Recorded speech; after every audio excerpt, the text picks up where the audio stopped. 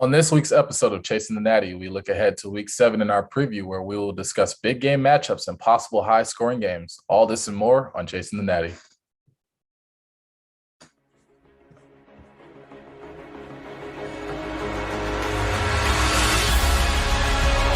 downfield and circus, one-handed catch is made. Jones goes to the end zone. Oh, what a catch! Devontae Smith. Touchdown, Alabama. Watch out for Mr. Robinson. This kid is going to be special and is already flashing. This is Chasing the Natty,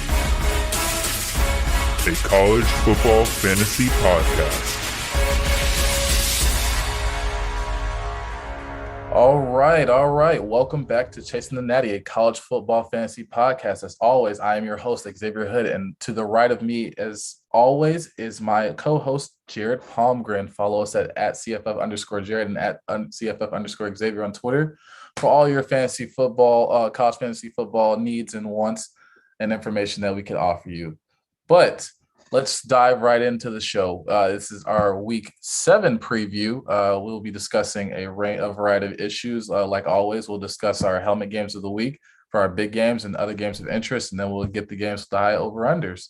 So without further ado, let's get into this. How's it going, Jared? How's your evening? My evening has gone fantastically so far. Didn't get quite as much work done as I wanted to today, but there are days like that. It happens, but regardless, I'm still getting over the Saturday from this last weekend. Every time I think this season is something, or every time I think the season is going to calm down, we get even bigger Saturday the next Saturday. But I look ahead to this week's schedule, and really the big thought I think of is is this the weekend that things kind of calm down a little bit? I think we're kind of due for a weekend like that where it's almost a little chalky, at least when it comes to a lot of the big games, a lot of the big guys at the top. Just kind of look at a lot of the top matchups for these top teams this week, and I'm not seeing a lot of potential upsets, and we'll kind of get into that a little bit later on. But even so, I'm looking forward to another fantastic week of football. We got plenty of games to talk about here. So like you said, let's go ahead and get into it. And just a reminder to everybody, please make sure you're following us on all platforms. They've already mentioned our Twitter handles earlier. Make sure you're subscribed on YouTube, ring that notification bell, and send us everywhere that you can, whether it be by tweet, whether it be by email, whether it be staking a sign in your neighbor's front yard. We want you to get the word out about us. We love you guys so much. And also, as well, make sure you're following us on Apple Podcasts and Spotify as well. So yeah, without further ado, Xavier, if you're ready, I'm ready to get into these helmet games of the week for us. Yeah, you mind if I start off with the first one? Yes, sir. It's not that one. Oops, forgot to set that one. We'll get to that one later. But here's the big one of the week. College Game Day, SEC Nation. Go ahead, Xavier. Number 11, Kentucky at number 1, Georgia. Georgia is a minus 22.5 favorite. That line is ridiculous. As you all know, we are Georgia fans. We say that almost every episode when Georgia wins, but we know, we are, realistic in our expectations on what our team is, and we feel like this line is a little bit misleading. I personally believe that Kentucky is a better football team than that. I believe that Georgia can. If everybody is healthy and available, we could cover that spread. But I think the line will adjust as we get closer and closer to the weekend. So I guess I do want to mention for this game, Kentucky will be missing their wide receiver number 2, Josh Ali, for the week. So that is going to be a big loss for that Kentucky offense. But you still have Chris Rodriguez and Wan'Dale Robinson and Will Levis. Those are three good names to mention. I'll mainly mention the Chris Rodriguez and Wan'Dale Robinson. Will Levis is having a good season so far for what he's done, but if you watch the games that he's played, he's not the most impressive quarterback. He definitely has talent and the intangibles. It's just all about putting it together. And you're facing the number 1 team in the nation with the number 1 defense. You definitely have a big challenge ahead. So I will say for this game, I'm really looking at Wan'Dale Robinson. I think this is going to be a big matchup for him. But a lot of people have been raving about Georgia. We're the number 1 defense. We're probably the best defense in the nation, which I do agree with. But I also have been following this team for some time, and I know what we do not have, which it's not the greatest of secondaries. I mean, it's still improving week by week, but this will probably be our second biggest test in terms of facing against great wide receivers. I think we did a good job shutting down Traylon Burks and getting to the quarterback, but Arkansas's O-line wasn't as great. I think Kentucky's O-line will be a lot better and a lot more disciplined. Now, they are going to Stanford, so it will be it's always a tough matchup playing at home, especially in Athens. So it's going to be an interesting game. I think Georgia will win comfortably, but I'm not going to write Kentucky just completely out and say it's a blow. I think this Auburn was a good challenge for us. We have to build upon that, and we'll see going forward. But yeah, on the Georgia side, I'll leave that to Jared and our offense if he wants to speak more about Kentucky. Yeah, you covered pretty much almost a lot of what I was going to mention here. That line, I literally texted almost everybody I knew. When I saw that line, I was just like, whoa.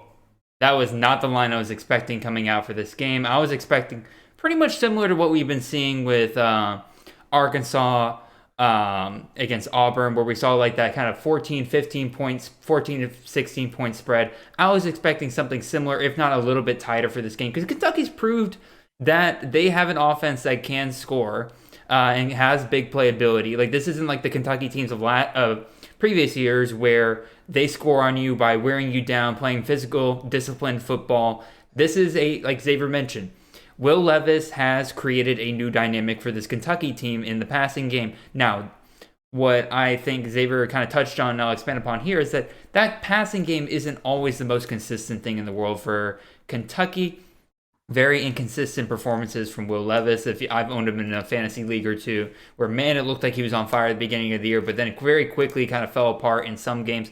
They struggled against Chattanooga earlier this year, so this doesn't even need to be a matchup option. It's just an ability thing, it looks like, with Levis. But again, if he's firing on all cylinders and Wan'Dale Robinson is playing out of his mind, I certainly think that they can put up. I think they can put up a point or two on Georgia, or a touchdown or two on Georgia this week, and I fully expect that. When it comes to Georgia and everything, I still think they're the number one defense in the country, and I don't think it's close. But even so, again, if they're firing on all cylinders, they can put up points on anybody, and so I think that they can absolutely get some points. I'm not saying start Will Levis in fantasy. I want to start anybody against Georgia. Don't get me wrong. Not against that defense. But I guess you said you wanted me to talk a little bit about things on the Georgia side. I expect it's hard to know what to expect from Georgia at this point. Now, I suspect that JT Daniels will be back for this game. All indications that I have heard have been that he should be good to go for Saturday, unless we see some kind of setback during the week during practice. The word is that JT at the very least is heavily pushing, trying to get himself back into the starting lineup for this week. So if the call is made, it'll probably be a coach's call or a medical call. JT definitely wants to play this week. I know that for a fact. So if we see that, I expect to see a little bit more passing out of the Georgia offense that we've seen. Although Stetson Bennett showed that he can do that just fine last week. In terms of players on Georgia, I think Zamir White, Zeus White, whatever you want to call him outside of the fan base. I think he's still going to be a major part of this game on Saturday. He's been very clearly one of the goal line backs for Georgia this upcoming year. I think now that they're getting into these bigger games, they are going to be relying on him even more. I was almost a little shocked last week when I saw how many carries he got compared to the other Georgia backs. It really looks like that he's almost kind of separating himself from that four-headed monster that Georgia has in White, Milton, Cook, and McIntosh. Now, some of that might have helped with Kenny McIntosh being out last week. So I think Zamir White's definitely a name you need to look out for in this game. If he has another big game, absolutely be picking him up in fantasy leagues. In terms of wide receivers, it's hard to tell because Georgia keeps getting guys back and keeps getting some guys dinged up. So it's hard to tell. I do think Ladd McConkey has shown that he is almost too good to keep off the field, even with Kearis Jackson coming back from injury. So I do expect him to be performing well out there. Brock Bowers and Darnell Washington, I expect to have pretty decent games because I think, again, two complete mismatches, but mismatches in different ways. Brock Bowers has the size and the speed. Darnell Washington, a guy could be hanging on him and he'll still go up and get that catch because he's just so massive.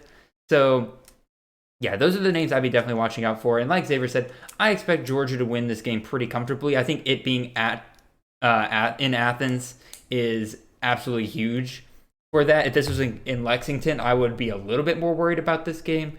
But I would say Georgia wins this game, wins it pretty comfortably.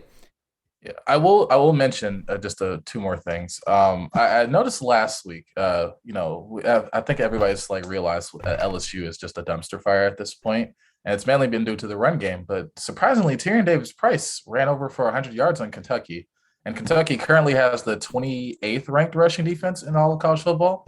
So I don't know if it's been based on like the opponents that they faced with not having that great of a rushing attacks. It had faced Florida, who was able to run in Alabama, but then at the same time, I mean, those backs at Florida are not really that impressive. Nobody in the beginning of the year was looking for at Malik Davis or Damian Pierce or I'm trying to think of that freshman that transferred from Clemson. Demarcus Bowman. Demarcus Bowman. But nobody was really looking at those guys in that rushing attack for Florida. They were all just looking at Emory Jones and his legs. And Kentucky was able to contain that for a good for their game and able to get that win in that upset. So I'm going to point out here, most of those rushing yards from John Emory Jr. came in the second half of that game. And I think that has a lot to do with Kentucky being one of the most well-coached, well-disciplined teams out there. The problem is they don't have the talent to keep up with a team like Georgia or even LSU for 4 quarters. And so I think Kentucky loses that war of attrition usually in the second half. So even if they have a great rushing defense for a good majority of the game, by the time you get to the late third, fourth quarter, those 3-yard runs quickly turn into 4, 5, 6-yard runs. And then things going to get out of hand for them pretty quickly. Yeah, I was definitely advocating for the surprisingly LSU and Tyrion Davis-Price being able to run all over Kentucky in that second half. I was definitely advocating for Georgia using that as maybe a possible mismatch for them if they could just wear Kentucky down little by little. I mean, that's what they did to Arkansas, and that's what they did to Auburn. I see no reason why they won't do it here. Exactly. So, I mean, just to say that. And then I guess the second thing that I want to say, oh, man, I kind of forgot it at this point, but I guess it wasn't that important. We can move on to the next one. We'll go ahead and move on to the next one. I know you guys don't want to hear us talk about Georgia all day long. Yeah. Oh, I forgot. Jermaine Burton. That's who I wanted to mention. I think that's another good name to have out there. I think if he's healthy and explosive and they have JT, I think that's a good player to have on your roster for the week. Okay. You heard it here first. Anyway, next game we have the only other ranked v ranked matchup of the week, and I know a lot of people were actually very surprised to see Texas survive the loss to Oklahoma in the rankings, but they are there, still number 25. Speaking of which, number 12, Oklahoma State on the road at number 25, Texas. Texas favored in this game by 5 points. So Xavier, what are your thoughts here? Yeah, I'm still not impressed with Oklahoma State. I think, I did take Baylor to win a few weeks ago. I was absolutely wrong, but I'm still not impressed with Oklahoma State. I mean, I think the most important thing is if Oklahoma State wants to stay in this game, they're going to have to give Jaylen Warren a lot of work, and it's going to be insane. I'm expecting around 30 to 35 carries, possibly if he could reach 40. That's the only way I can see them winning. I still love Spencer Sanders, but not as much as I did, in years past. I don't think that passing game is that great. I mean, you still have some decent receivers in Brennan Presley and a few other guys, but I think Texas is just so explosive. I mean, even though Jordan Whittington is out, you still have Bijan Robinson, Casey Thompson. Jordan Whittington, as far as I can tell, should still be good to go for this game. Okay, then.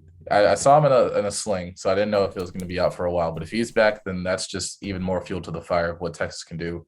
And I think at this point, if they're not going against teams with if they're going against teams with not so good defenses, it's just going to have to shoot out because their defense is going to be able to get stops regardless anyway. Now I think Oklahoma State will be an easier opponent, and hopefully Texas can get healthy and get maybe one stop compared to just in that Oklahoma game where they completely fell flat second half. But yeah, I think the magic number for this game for Oklahoma State is 30.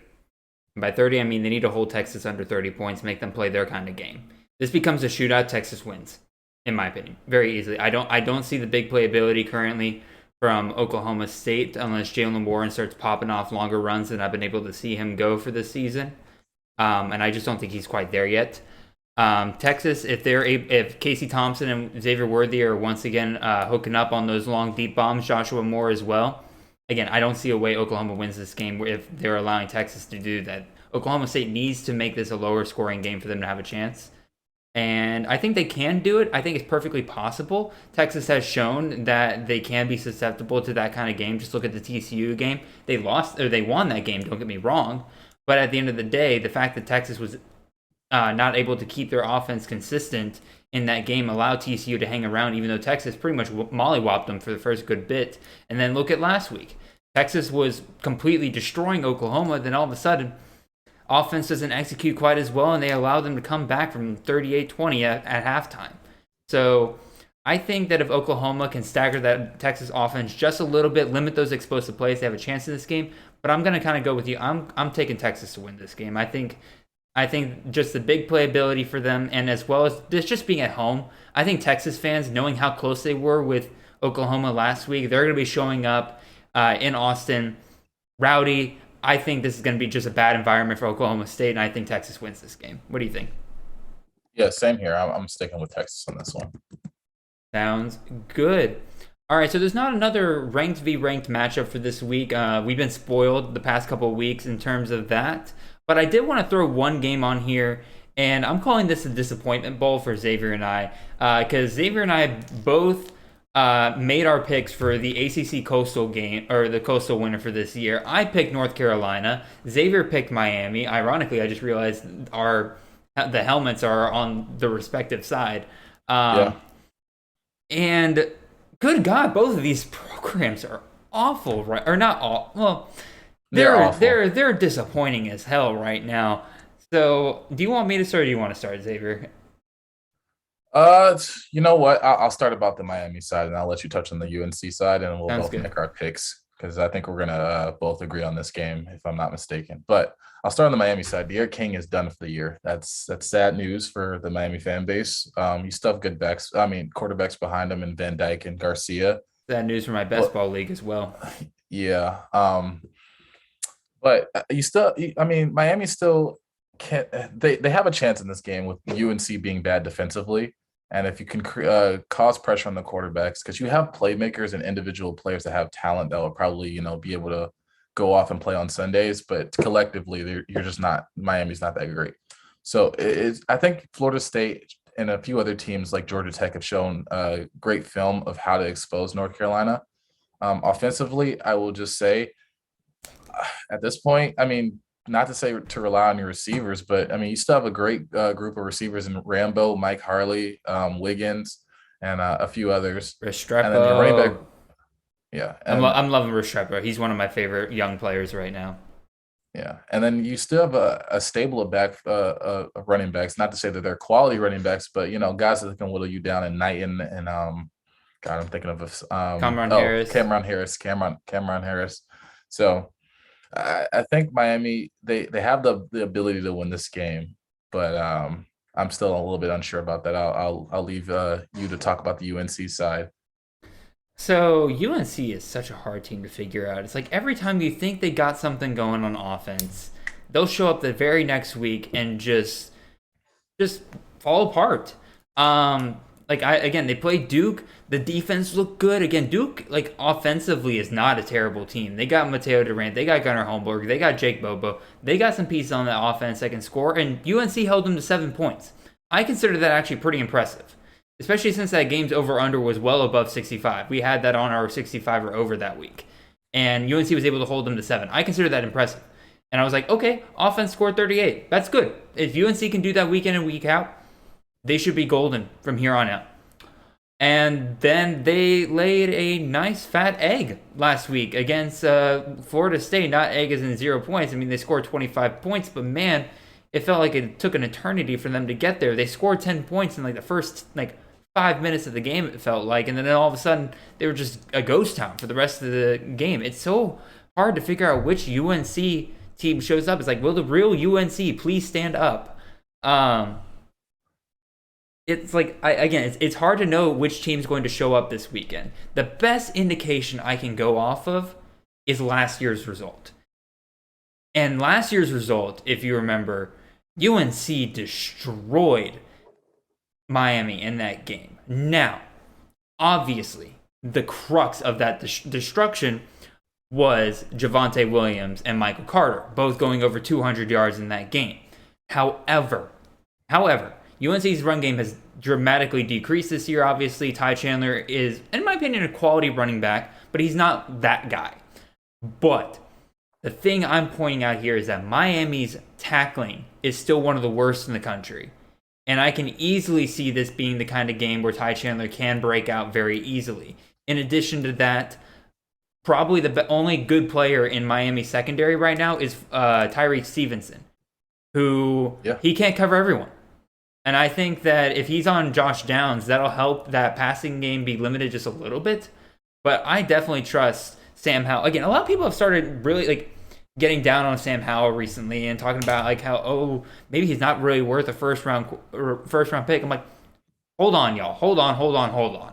I still think he's a first round quarterback for this upcoming year. Now, I don't think he was. Now, the people who are saying that he was easily number one overall worthy and stuff like that, I think that was never really the case with Sam Howell. I liked him a lot.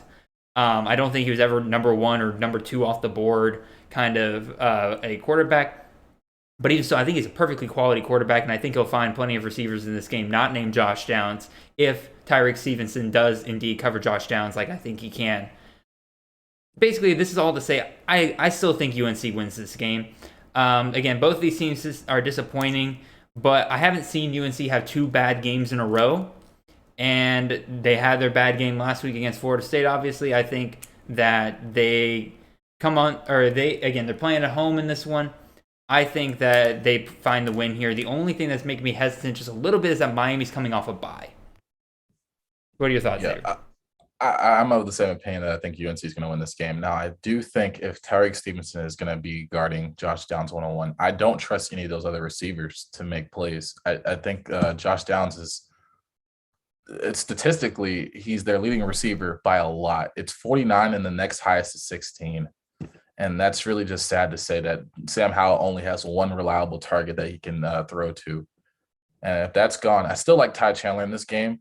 And I also trust that Sam Howell will be able to expose a little bit more and find a few of these receivers, especially as tight end. I do like a little bit with Kamari Morales.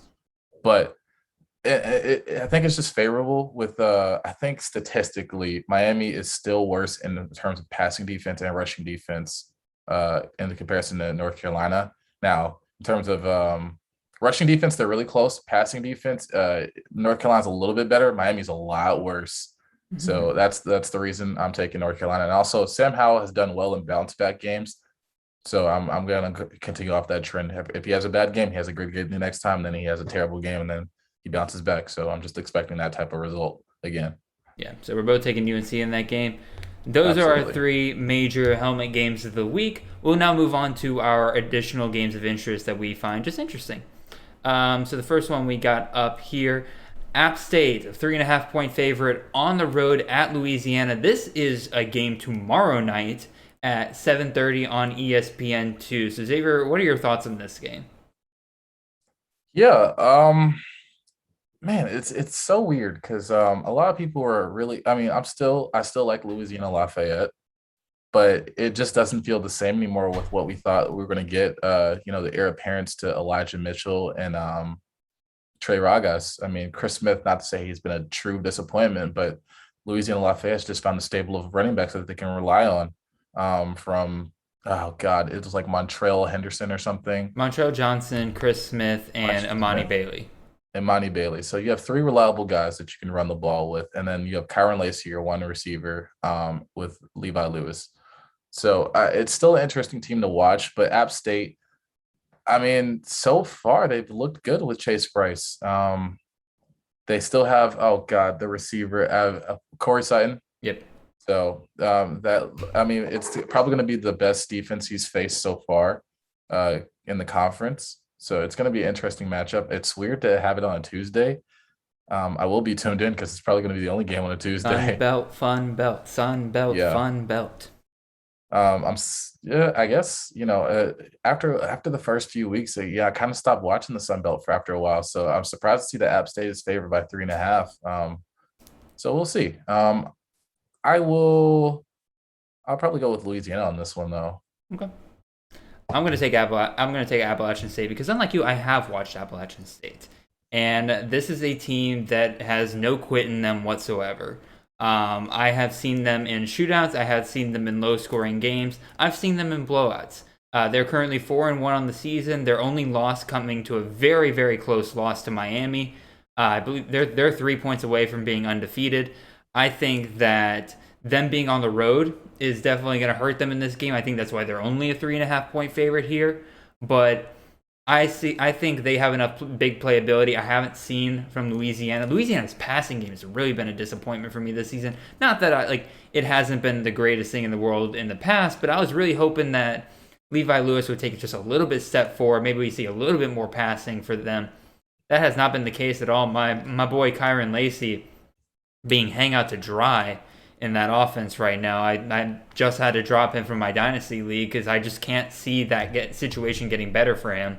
So I'm gonna take Appalachian State here. Okay. So we'll go ahead and move on to the next one. This is an SEC matchup.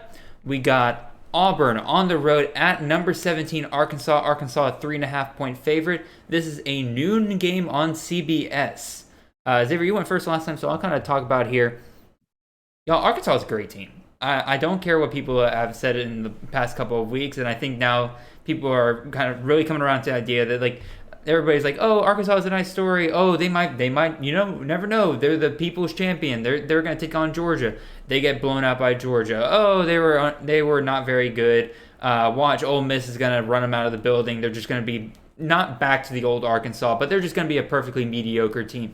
They hung in with Ole Miss last week. I think this is a well-disciplined team that is going to keep it up with Arkansas or with anybody that they play this year. Sam Pittman has nailed the culture down there. I can't say that enough for them. And again, both of these teams are coming off tough losses last week. Auburn getting blown out by Georgia in their own house last week. Arkansas losing on the road at Ole Miss by just 1 point. This comes down to which team I think can bounce back better from their loss. And I just think it's Arkansas at the end of the day that's going to be able to do that. So I'm going to take Arkansas to win here. Yeah, I'm going to take Arkansas as well.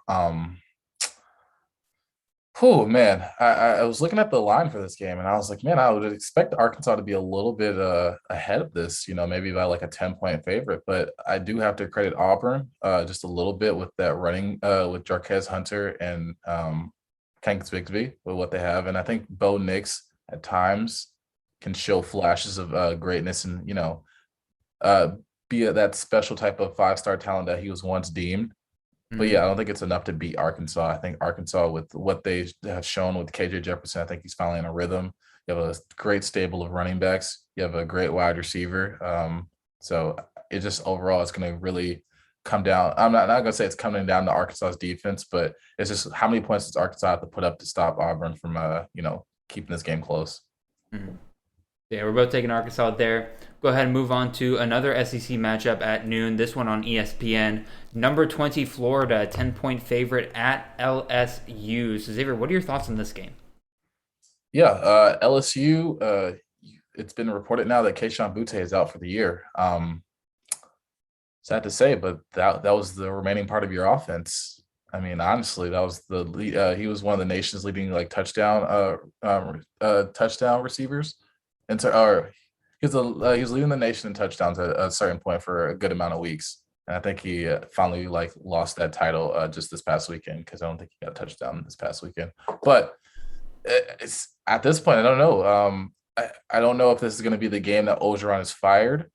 I don't think so. I think maybe one more bad loss, but it depends on how it is because you are at home in the Bayou, and I'm just expecting Florida to come in, not to say dominate or anything, but just to win in good fashion. And so, I mean, that's not really to say what players to choose. I mean, Florida's going to be able to run the ball in LSU. They're going to have, their receivers. Let's see if I can remember. Shorter is going to do fine. And yeah, Copeland. It's not really much. Jacob Copeland, yeah. Jacob Copeland. I was hoping that Xavier Henderson would kind of break out, but kind of he's taking that wide receiver 2, wide receiver 3 role some weeks. So there's some other guys, standing out a little bit more. But something to really say about this matchup. I mean, it's really kind of vanilla with this one. Everybody's expecting Florida to win. Not because I'm thoroughly impressed with Florida, but it's just more I'm just disappointed in LSU. I said it once, I've said it before. It's not a question of if Orgeron is fired, it's a question of when at this point. And to me, it doesn't matter if it's this week or if it's at the end of the season. He's getting fired before the beginning of next season. And so to me, this team needs to start thinking post Orgeron. And this is the kind of game where I think they can start their future going forward. Last week, I think, was the give-up game. I think it was the one where I think LSU players honestly were kind of sending a message of just like, we're done. There's rumors flying around right now that just players who are already injured, even if they can come back healthy for the season, are going to opt out for the rest of the season. They're done. The culture there is just falling apart. And LSU needs to start thinking about rebuilding for their new head coach, because LSU is a great program. They have the history. They have the recruiting prowess. They have the homegrown talent. They are set up for success if they can just get the right guy in there, but they have to save the culture right now. And I think they have to start going in this weekend. Young guys on this team need to step up. We talked about Kayshon Boutte going out for the rest of the season. LSU brought in a masterclass of a wide receiver class this past year, and those guys need to step up, and they need to step up fast. And I think this is a perfect opportunity for them to do it this weekend. Now, I am not predicting LSU to call the upset here. I do think that the 10-point line for Florida is pretty interesting. I do think that's Vegas telling us that they expect Florida to be able to score on LSU, but they expect LSU to keep it in this game and keep it pretty close. And weird things have happened in this rivalry. LSU's had Florida's number recently. So I'm going to still take Florida. But this is definitely going to be a game at noon I will be watching. I want to see the body language of the LSU players, people on the sideline. I just want to see how just the overall atmosphere is for that program. So I'm taking Florida, but I'm keeping my eye on more on LSU. Okay. Go ahead and move on to our next game. This is an ACC matchup, and in my opinion, we got two programs here that could be playing for the division. Pittsburgh on the road at Virginia Tech. This is a 3:30 game at ESPN2, and Pitt is a favored team by 4 points. I'm not gonna lie, Pitt has become a team I've kind of fell in love with, at least in terms fantasy-wise, for this year. Kenny Pickett has been my boy. He's been somebody I've been kind of beating the drum on a little bit this offseason. I thought he was a very underrated quarterback prospect, very good dual threat quarterback coming into this year, and Pittsburgh has allowed him to utilize that dual talent, and I think it's helped them out in a ton of games, and I think it's the reason why they could be favored here on the road at Virginia Tech. Now, that 4-point spread, not a huge spread, but on the flip side, Virginia Tech, you got some very impressive wins there, and you got a very close loss to Notre Dame last week. This is a good team. These teams, I believe, Virginia Tech is actually, I believe they are undefeated in ACC play so far. Can you double check me on that, Xavier? Yeah, I absolutely can. Pitt, I believe, is also undefeated. So I think these are two teams that will be playing for the Coastal Division by the end of the year. Miami and UNC have been our big disappointments, and these are the two that rose in their place. And I think that whoever wins this game this weekend has the inside track. And again, I've kind of fallen in love with Pitt a little bit this year, so I'm going to take them. I'm going to take them to win the game. Yeah, looking at Pitt's record this year, they've amassed some good wins. Tennessee looks a lot better, so that win looks a lot better. Georgia Tech, I'm not going to say that they're a good team, but you're beating the teams you're supposed to beat in your conference. And besides all that, they beat a lot of easier teams. So I think this is probably going to be their biggest test. I didn't like that Western Michigan loss. It was a close game and a shootout. Mm-hmm. So it's just a little bit difficult. I think Virginia Tech has just been really close in a few of these games to where their defense shows up, and they just need to have like the right matchup to like, all right, our defense can win this game, or they can, we only have to score a certain amount of points. And it's tough because Pittsburgh can score a lot of points. They have a lot of great receivers. They have a great stable of running backs. Kenny Pickett is doing well this season too. So it's really tough, but it's just like at the same time, it's Blacksburg. And I don't think like, even though Notre Dame won last week and also what was the other big game that they played earlier this year? I think didn't they beat UNC in Blacksburg? They beat UNC in Blacksburg. So I think it's just something about that environment where I'm just like, they can pull your card, and I'm not thoroughly just ready to give Pittsburgh this win. So I'm gonna go with Virginia Tech and I guess technically the upset. I would not be shocked if, like, by the time 7 o'clock rolls around on Saturday night, if Virginia Tech wins this game by any means. But again, I'm just kind of rolling with my heart a little bit here. I'm going to take Pitt to win it. So we will go ahead and move on to our next game, and that is number 5, Alabama, a 17-point favorite on the road against Mississippi State. This is 7 p.m. game on ESPN. I think I went first last time, so Xavier, I'll let you go first here. Yeah. I'll say this about that line. I wouldn't be surprised, and actually, in fact, I'm expecting Alabama to cover and go over that line because Nick Saban is probably ticked off, and that Alabama team they know what they have to fight for. At this point, you have to win out of the SEC, and they're going to go on a bloodbath. It's going to get ugly, and Mississippi State being one of the worst teams in the SEC, especially the SEC West. I'm expecting a big game from Alabama on all fronts. I think Bryce Young's going to have a great game. I think all the receivers are going to do well, especially Jamison Williams. Mississippi State, they have done well against the run, but I don't think that will matter for Alabama. I think Brian Robinson's still going to have a good game. Will Rogers can throw as many passes as he wants. I think that defense is going to be at its best. Saban's going to get them all, collected and put out the best guys that he can this weekend and get them right. So it's going to be rough for Mississippi State. I wouldn't want to be playing them, even though they just came off a bye. Like you had the time to practice, and all those great guys that we've talked about all season with Mississippi State, with Rogers, Polk, and Wiley. It's not going to be pretty. Xavier, trivia time. How many points did Mississippi State score in Alabama last year? 3, 10. I'm going to go with 3. 0. Oh, dear God. They scored 0 points on Alabama last year, and that was without the Crimson Tide being pissed off. Alabama's already shown they can contain this air raid offense, and they will not have a problem with it. And then once again, Saban needs to see his best from his guys this year. Now, I'm not calling for another shutout from Bama. All I'm pointing out is the fact that Bama can contain this offense extremely well. And Mississippi State has no shot in this game. Saban is going to be looking for near perfection from his guys this week. And like Xavier said, that 17-point spread is not high enough. I know I said that last week about Texas A&M. Bama doesn't lose twice, y'all. Bama doesn't not cover twice. Bama.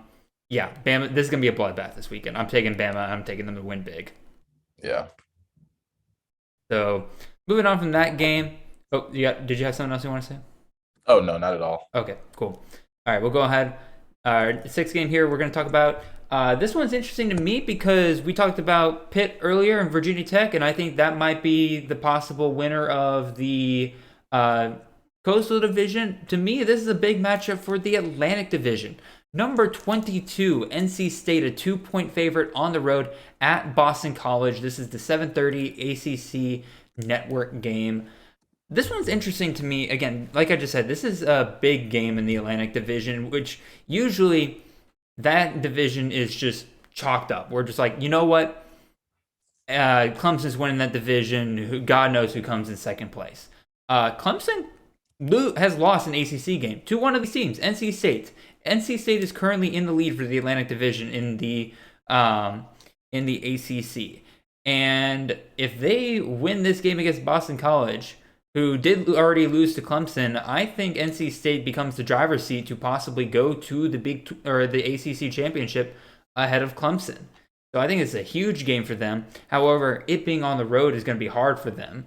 And they're not exactly an offense that, while they've been impressive at times, especially against Clemson, I thought they were pretty good. They're not one that's going to blow you away every single week. Meanwhile, Boston College, they lost Jerkovich, which hurts them immensely. But Grosel has stepped up in his place. He's been inconsistent a little bit, but he's been perfectly serviceable for them. Couldn't get it done against Clemson, but again, that Clemson defense is hard to go up against. So I'm not going to blame him too much there. again, I think it's a big game, and it's hard because I like a lot of the players on Boston College more. Like I like Garwo, I like Trey Berry, I like Zay Flowers, but I'm just going on a hunch here, and I'm going to take NC State to win this game. I don't think God, this must be so boring for people to listen to because I think I picked the favorite in every single one of these games. I've not called a single upset. Yeah, I'm of the same mind. I think with what NC State showed me against Clemson and what they've been doing so far, I just like the talent that they have. Devin Leary's doing really well, completing 67% of his passes. I love the running back room with Zonovan Knight and Ricky Pearson. And Emeka Emezi has shown that he can definitely hold that wide receiver one spot. Even though he's not getting the touchdowns, the receptions that he's getting in the yards, it's just it's boding well for NC State. I just don't like with Boston College. Like, yeah, if Jerkovich was playing, then I would have Boston College winning the entire ACC if I had it my way. But it's not the case. It's Grosel. I don't think you're going to have a close game. I mean, I don't think with Grosel you can have these close games with so much on the line in the Atlantic. So I'm going to take NC State for that reason. No, fair enough. Before we move on to the next game and everything, I didn't put this game on here, but like. Clemson plays Syracuse at Syracuse this Friday. And you know what I found very interesting? I woke up Sunday morning, and it was a crazy day of college football, don't get me wrong. But man, that was probably the first time during a Saturday I ever thought that I was like, I didn't think about Clemson once.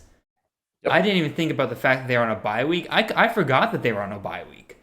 Until I looked the next day, I'm like, did Clemson play yesterday? And I was like, oh, they were on a bye, I guess. That's just so crazy how the perspective of Clemson has changed, just almost not nonchalantly. What's the word I'm looking for? I guess naturally. Like, it's not like I want to forget about Clemson. It's just that's the position that they're in right now, which is again crazy to think about considering how we were thinking about them at the beginning of the year. We'll go ahead and move. I just love the changing landscape of college football at this point. I think this is like Josh Pate always has been saying all season. This is a renaissance season. I think we're going to see a lot of programs, and this is a big test for them. Are you going to, bend down and fold, and are you going to rise back up to prominence? Think like for LSU, Clemson. I think about a few other programs. Ohio State really already, in my opinion, like they're kind of showing that they can bounce back. Oh, Ohio State is definitely, they did it in season. I gave a lot of credit to Ryan Day, but I think, for a lot of these programs where the season is just over, what are you going to do in the offseason? What's recruiting going to like? Are you going to lose out? Or are you going to, sell them on a real good promise of like, hey, you see how bad we looked last year. Maybe you could come in here and start immediately. So I thought USC in that conversation as well. Yeah. They've been doing that for a while though. So we'll see what the type of head coach. You're right. We'll go ahead and move on to our final kind of additional game of interest here, and that's going to be Iowa State, a 6.5-point favorite on the road at Kansas State. This is a 7:30 p.m. game on ESPN2. I believe I went first last time, so Xavier, you go ahead first. Yeah, this is an interesting game. I would say the least in the Big 10, in the Big 12. My mistake, but I've kind of fallen in love with Kansas State, mainly because I've been on a big advocate of Deuce Vaughn. Maybe not so much on the podcast, but I just loved what I saw from him last year in the run game and the passing game. And all the question marks people had this year, I think he's kind of put to bed. I think he's only had maybe one or two bad games, not bad games, but maybe not the greatest of performances. But so far, I've just fallen in love with Kansas State. Iowa State, everybody had high expectations for them, and they kind of let everybody down, from being honest. And their defense is still stout in terms of they have all their starters from last year. And if Campbell can put it all together, then I think Iowa State can win comfortably with Breece Hall running the ball down their throats. Brock Purdy, though, you're going to face not a great Kansas State defense, but it's still formidable into the fact that you can't have, a 3-turnover game. So for that reason, I think I'm going to take Kansas State in the upset. I'm going to be boring again. I'm going to go Iowa State here, and here's why. Iowa State has shown over the past couple of seasons that they're a team that typically gets better as the season goes on. They almost always struggle in the early games of the year, and they've already toted 2 L's because of it. One going to Iowa and one going to Baylor. Now, here's the big deal about those 2 losses. Only one of those was to a Big 12 team. I think Iowa State knows that they still have everything that they like. A lot of their preseason goals, now granted, playoff out of the picture, but they know that the Big 12 is still theirs if they want to go and get it. Now they got some big tests ahead of them. Don't get me wrong, but they know that they still have that ahead of them, and Kansas State can't be a team that has to stand in their way. Brock Purdy, I agree, is somebody that I look at and say he needs to calm down, get some consistency, show some development. But they are coming off a bye week, so is Kansas State, granted. But I am going to trust the Matt Campbell process here. I'm going to expect them to come out and win this game. However, I am going to say it's smaller than that 6.5 point spread. So if I was a gambling man, I'd take Kansas State in the points, but I'm going to take Iowa State to win. So those are additional games of interest. We'll go ahead and move on to our over-under games. These, again, are the games where we are looking at... I'm going to get rid of all those. Sorry for the spoiler for everyone. These are the games that really are the big fantasy games. If you're looking at your roster and you can't decide who to start, who not to start, look at these lists of games, see if you have anybody on your roster. These are the games with the highest amount of scoring opportunities, and so we'll go ahead and get started with that. Nowhere else to start but the highest over-under of the weekend, and that is going to be number 13, Ole Miss at Tennessee. 7:30 p.m. game on the SEC Network. The over-under on this game is 80. 80! And you can get that even higher some places. God, that is an insane number. So, yeah, again, to me, in this game, start everyone. Everyone. You got a piece of that Ole Miss you got a big piece of that Ole Miss offense. Braylon Sanders, Dontario Drummond, start him. Jerry Ely, if he comes back, start him. Henry Parrish, Snoop Connor, start him. Matt Corral, hell yeah, start him. Like, there's no reason not to start. There's never a reason not to start Matt Corral. Tennessee side, Hendon Hooker, start him. Tyon Evans, start him. Jabari Small, probably a good flex. Velus Jones, some of these other Texas receivers, if you believe in them, start them. This is going to be an insane offensive shootout game, and I can see everybody getting a good piece of that. So, Xavier, what are you thinking here? I'm going to be of a different opinion. I think for the Ole Miss side, absolutely. And if I'm going to be honest, for Tennessee... You're still not believing in the Tennessee offense. No, I don't. I mean, I look at it and like, yeah, you blew out Missouri. I mean, they're a terrible defensive team. We've all seen that, especially with the Boston And College Ole Miss game. isn't? I mean, well, the Ole Miss has played good opponents. Like, you've played Arkansas and Alabama. Those are great offensive teams. And Tennessee isn't? They put up 62 on Mizzou. They put up 45. That South Carolina game, there was 37 to 7 at the half. They called off the dogs in that one. Yeah, you're telling me terrible teams. I'm thinking this is going to be a big test. The only person I really would put my faith in would be Hendon Hooker. I think he's going to still have a good game. I don't think he's going to turn the ball over too much, and I like his legs. But I'm not going to just say, hey, start everybody. I don't think this is going to be, I don't even think it's going to even reach the over-under of 80. I don't even think it gets to 60. Well, you don't could reach. You don't think both 65. teams could put up 40 points in this game? I think Ole Miss can put up 40 points. Tennessee, after what I saw against Florida, if you can't get going after the first half, then there's no point in me starting you. Yeah, but do you trust Ole Miss to be able to stop Tennessee? I don't. That's the thing. Like you're talking about Florida, that's a good defensive team, or at least an improved one. Ole Miss does not have the pieces on defense to stop the Tennessee offense. I don't know. We'll see. I've seen I've seen Ole Miss to where you stop the high-powered offense. Well, not say high-powered, but Louisville was a great. Still, even right now, that was week one. Still, I give credit to Ole Miss and what they did. I think Tennessee is a lesser opponent, and I think Ole Miss will dominate. I don't trust Tennessee in this game. All right, I will take Ole Miss to win this game. By the way, yeah, but I think it's going to be an absolute shootout. This is going to be a great game. So we'll go ahead and move on to our next one. The bottom feeders of the Big 12 here. Texas Tech at Kansas. The 4 p.m. game. This is on ESPN Plus. Over under on this game 67.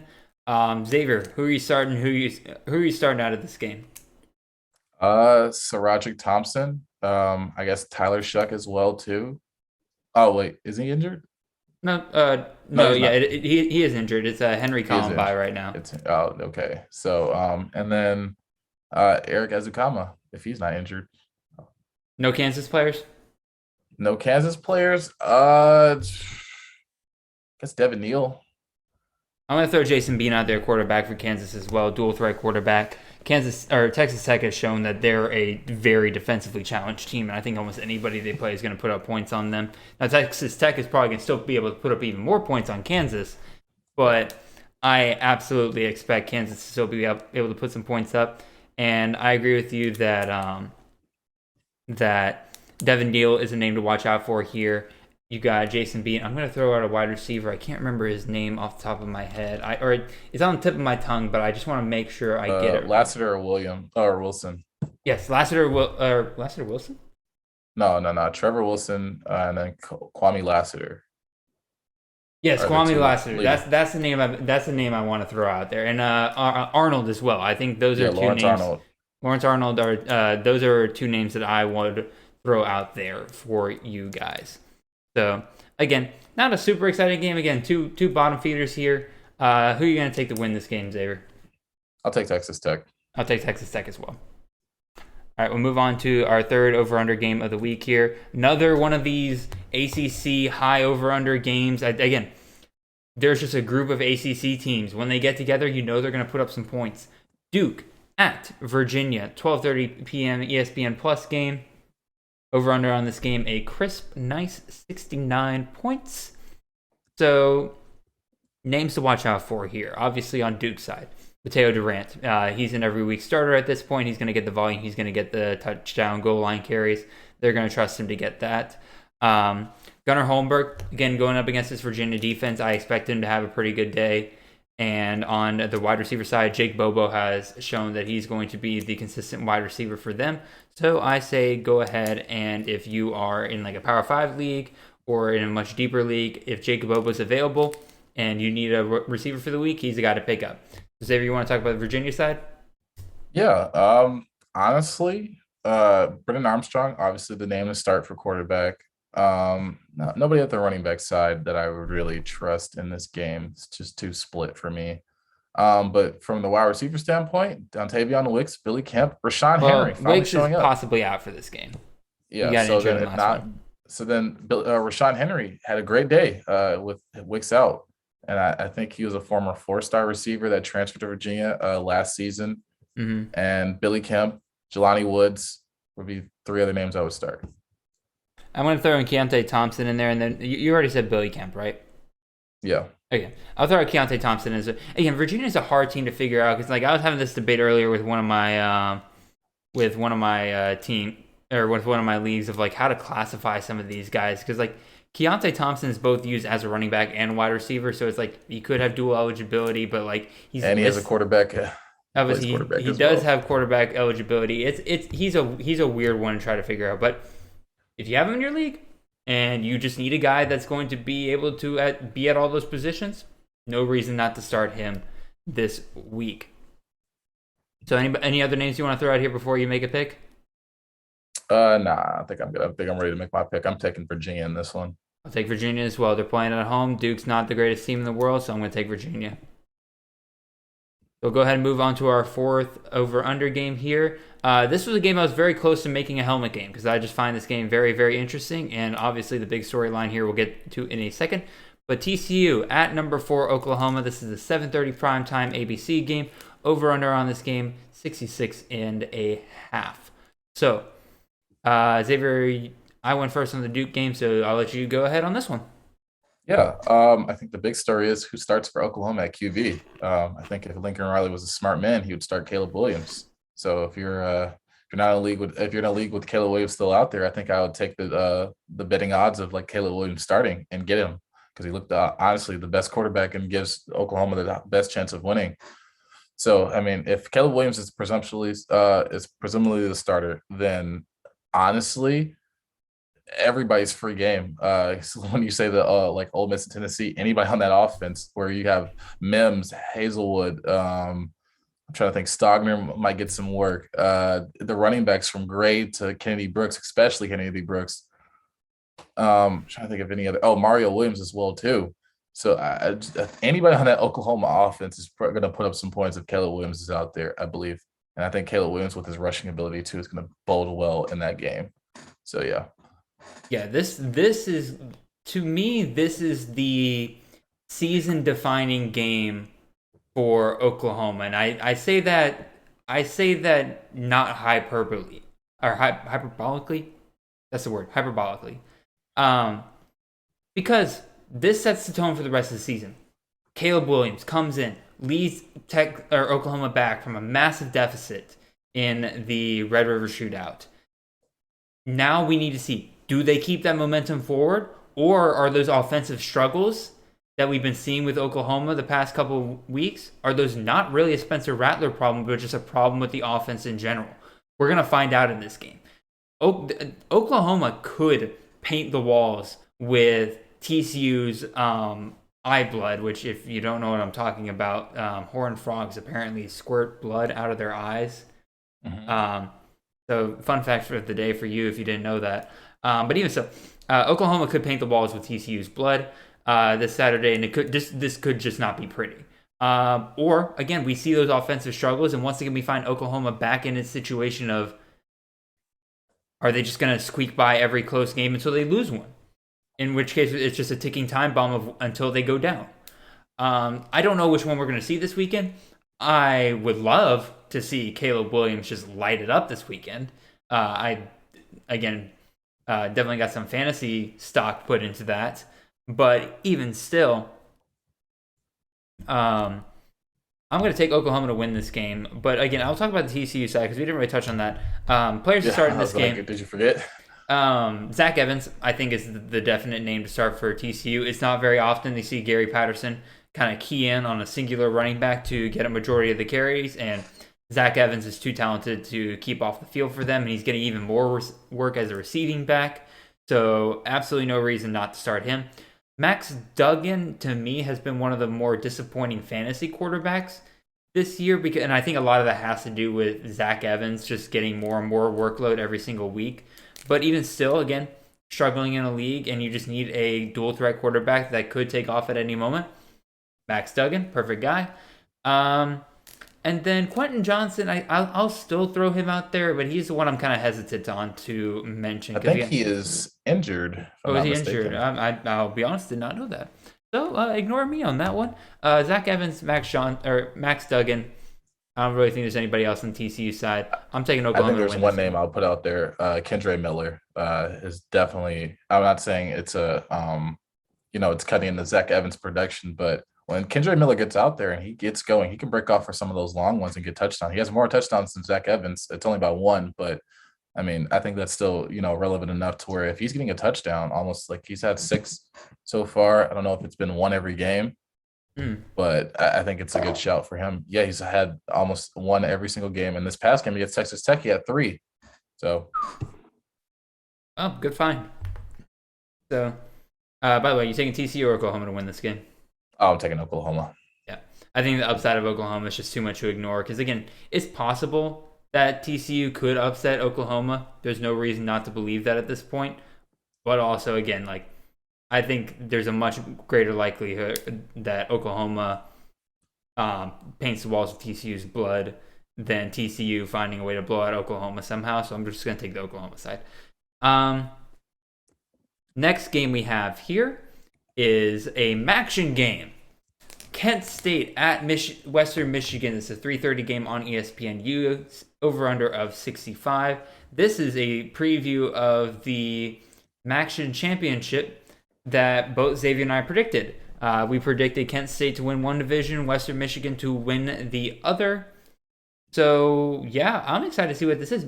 Western Michigan's about a touchdown favorite in this game, and I'm going to be real. That's not what I expected coming into this at all. Actually, I went first on TCU Oklahoma.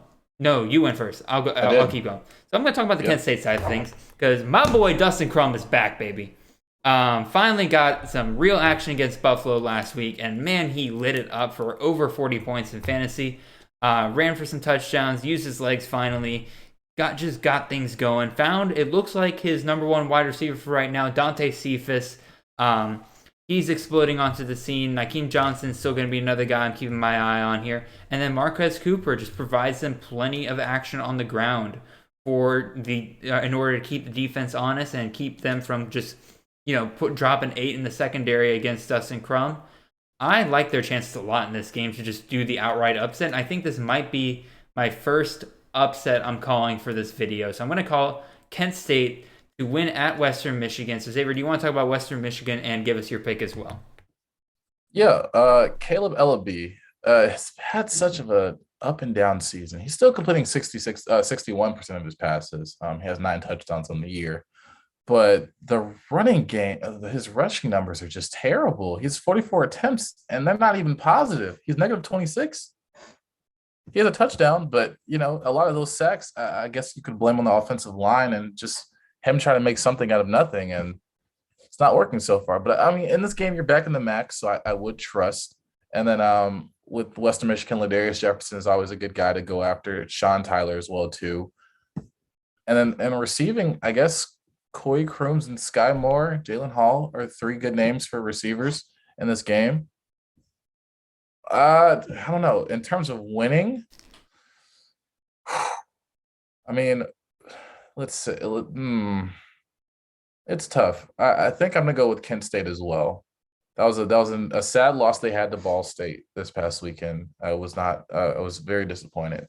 But so I'll take Kent State for that reason. I think they're gonna. I think you meant Kent State. I'm like Kent State destroyed Buffalo. Western Michigan lost to Ball State 45-20. So that was a little bit disappointing. Yeah, I'm gonna take Kent State. I'm really not sure why Western Michigan's favored in this game. I'm not gonna lie. Yeah. So we'll go ahead and move on to our next over/under game here. Western Kentucky at Old Dominion, 3:30 game on ESPN Plus. This is the over/under in this game is 68. I started last time, so Xavier, I'll let you make your decision on who to go with first here.